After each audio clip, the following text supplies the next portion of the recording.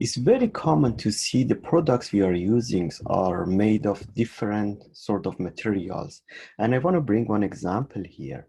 Let's say we have a multi-layered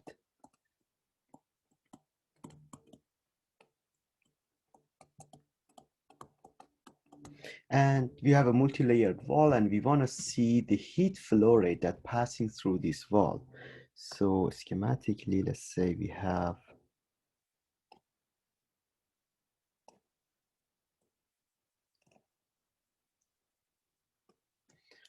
have a wall made of 3 different materials. I'm going to call this one material A, material B, and material C. And let's assume we know the temperature on both sides of these walls. So let's say we know this one, which is T1, and this one, which is T4. So we know the temperature on both sides. Material A, let's assume, has a thermal conductivity of Ka, B has a thermal conductivity of Kb, and C has a thermal conductivity of Kc.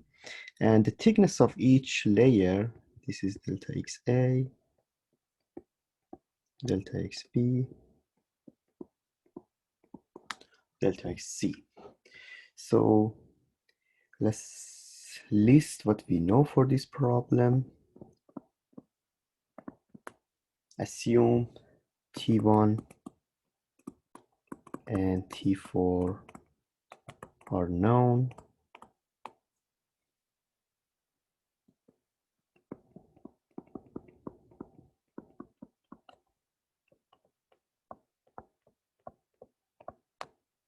Thermal conductivities of each layer is known too. We know the thickness of them.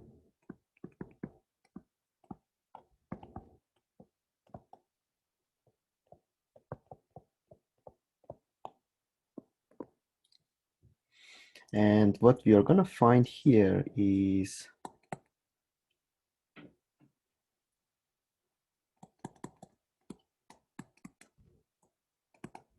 the heat flow rate.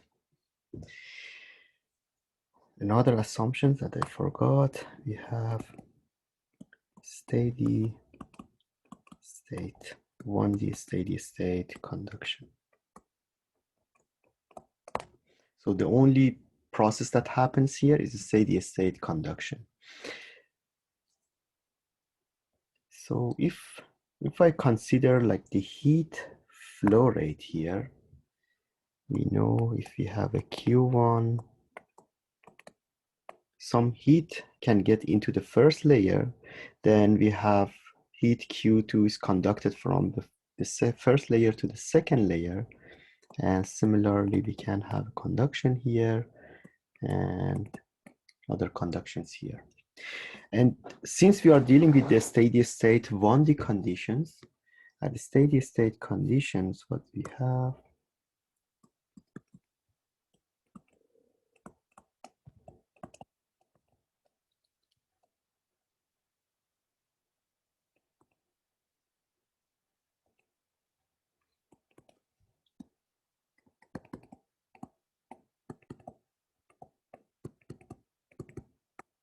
remember from the energy balance equation, in minus out plus generation is equal to accumulation. And here we have no heat generation, we have no accumulation. So in is equal to out for all of these layers.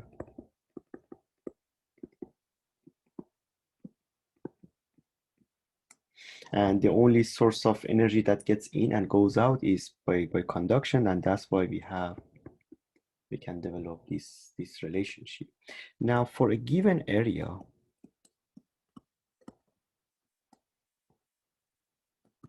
let's assume the area normal to this flow is A, then I can write down Q for each of this layer, which is, and then let's make another assumptions here.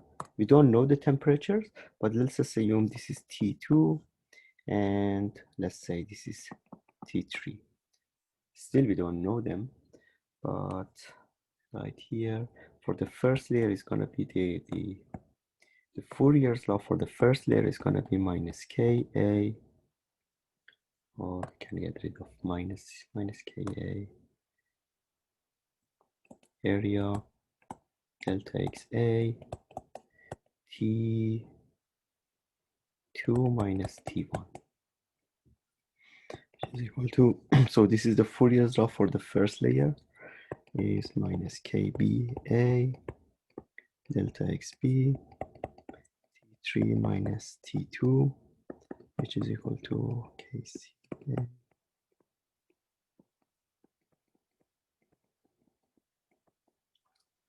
So essentially I'm writing Fourier's law for each of these individual layer and the temperature difference across the faces of each layer divided by delta X, or the thickness of that, times conductivity area. It's going to give me the heat flow rate. So from here, I can find out, or I can rearrange just to get the values here. So the temperature difference. So T2 minus T1 is going to be minus Q delta XA divided by KA times area. The same.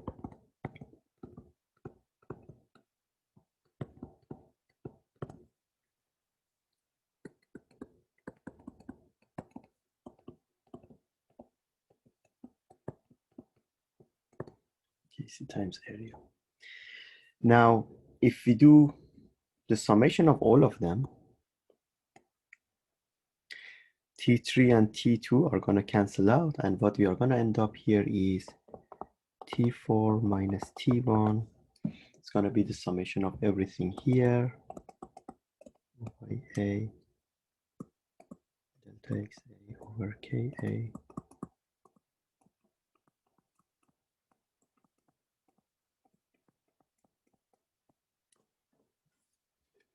So from here, we can find out what is the flow rate, heat flow rate. Q is going to be T1 minus T4, 1 over area.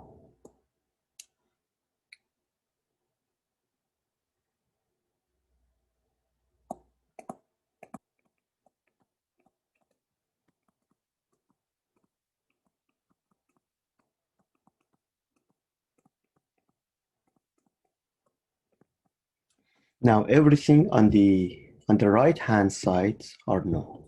So for this composite material that we have, or this multi-layered wall that we have for the 1D steady state heat conduction, we can develop a relationship by knowing the temperature on both faces of these walls. We can develop a relationship that can give us the heat flow rate in this wall.